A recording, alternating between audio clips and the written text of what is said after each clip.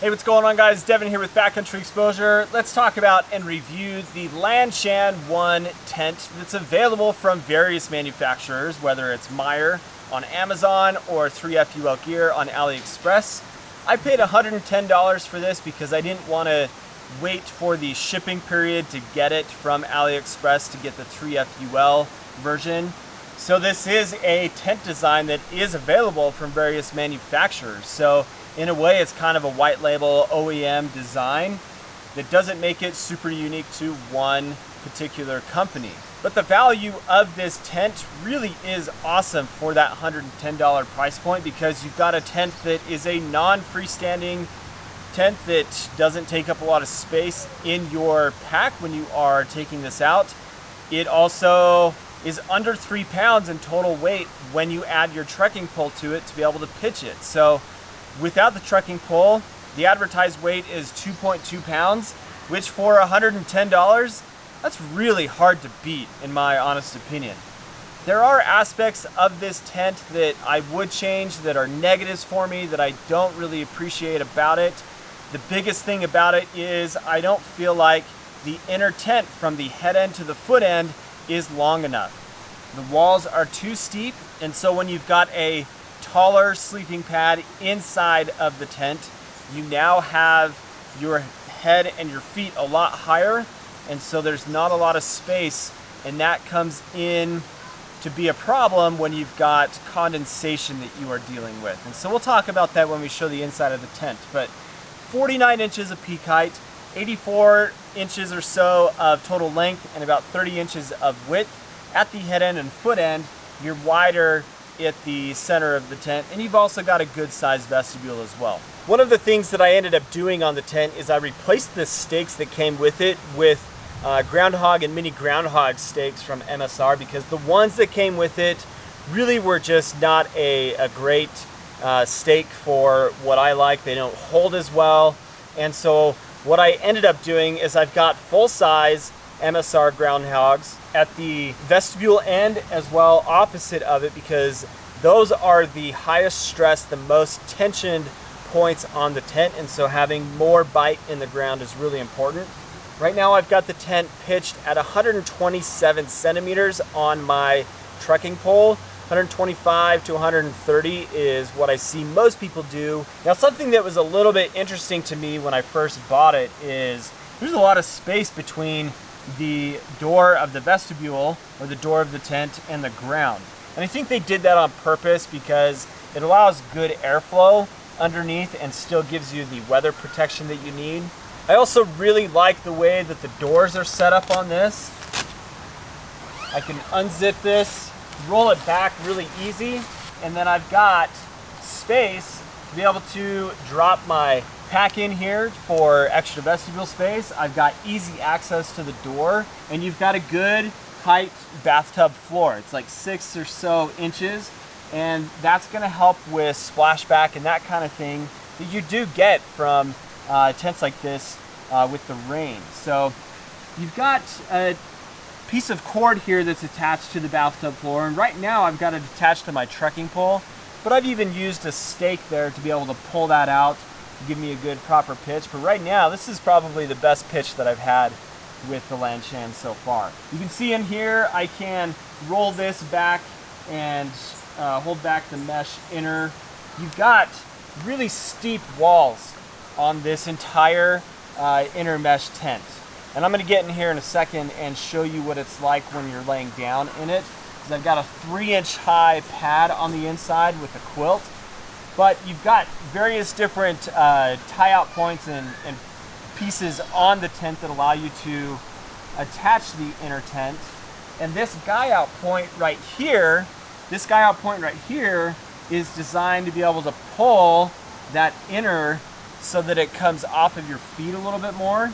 The weird thing about that is it puts weird stress onto the pitch of the tent, kind of making it, I feel like, perform not as well in wind and heavy rain, because now you've got so much tension on here to be able to pull this foot end of the inner mesh off of your feet as well as the head end. But if you are taller than 5'10", I would say don't buy this tent, because if you're going to be sleeping on a 3-inch pad or 2-inch pad, it's just going to be really annoying to have that mesh right in your face all the time.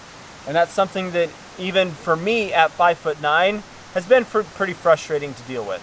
So what I've got here is a 40-liter backpack to be able to show you what that vestibule space is like in there. Plenty of space and still have enough for the weather protection, weather coverage for rain and that kind of thing. Because that does come up a little bit higher, that door off of the ground, if you've got driving rain coming in this direction, your stuff is likely going to get wet from that type of condition. Like I mentioned earlier, one of the things that I like about this is you've got this cord lock to be able to loosen your door tension, and you've got this like U-shaped hook type of attachment to be able to attach the loop of the door to this cord lock. And then you've still got full tension from the peak of the tent all the way down to your stake to be able to keep the tent nice and tight and pitched correctly. And now I can roll this back, and by doing that, just like a lot of tents allow you to do, I can then attach this, roll it back, and I can sit and hang out inside of my tent and have just a nice sitting place to be able to hang out and just enjoy myself. So if it's not super buggy, then if I'm not using the inner tent, I can still roll that back, and I've got a really cool kind of hangout space that is going to be really lightweight and nice and cozy. Again, I'm 5'9".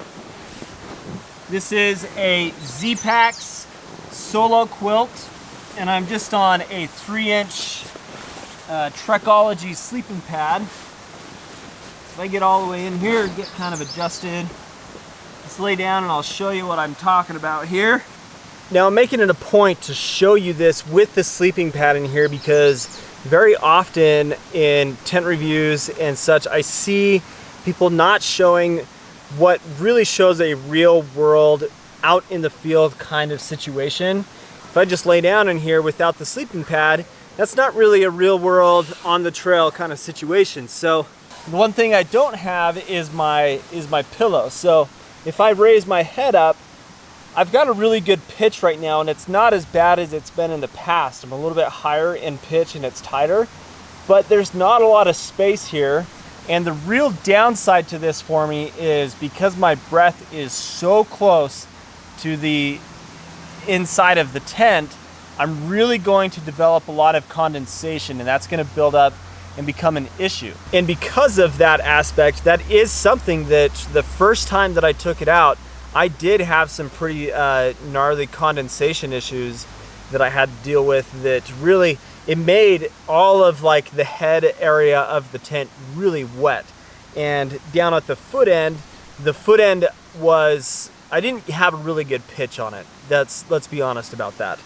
But my feet were touching the mesh, which there was a lot of condensation, and so it just really made for not a great first experience with the tent. That is one thing that I would change, is either figure out a way to raise the height of the tent so these walls aren't as steep, or make it longer. And that would add increased space to the tent, but also would make it better for people that are taller than 5'9", 5'10". So now I guess the question on this is, should you buy this tent? Is it worth the effort of fiddling with a non-freestanding tent that takes a little bit more work to be able to get a good pitch from? Is it worth the value? And I'll say yes. I really do think that this tent is worth that $110 price point. If this thing was more in the $200 to $250 range, I probably wouldn't recommend it without having some of these aspects of it being changed a little bit that you get from other tents that have a little bit different design aspects to it.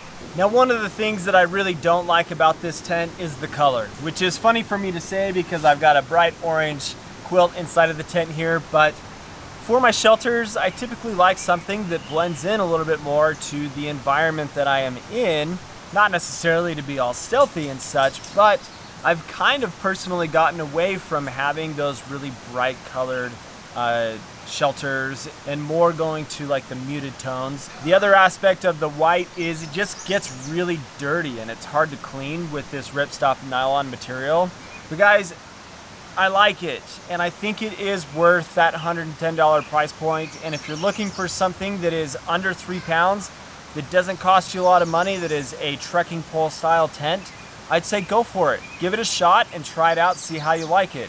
You might also look at the 2-person version of this that gives you more space, and the design's a little bit different to make things a little bit more roomy inside of the tent. But guys, that's my review of the Lanshan 1. I think it's a great product. I'm happy with it.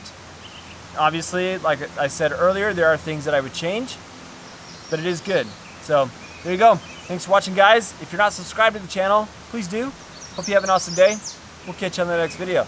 See you later.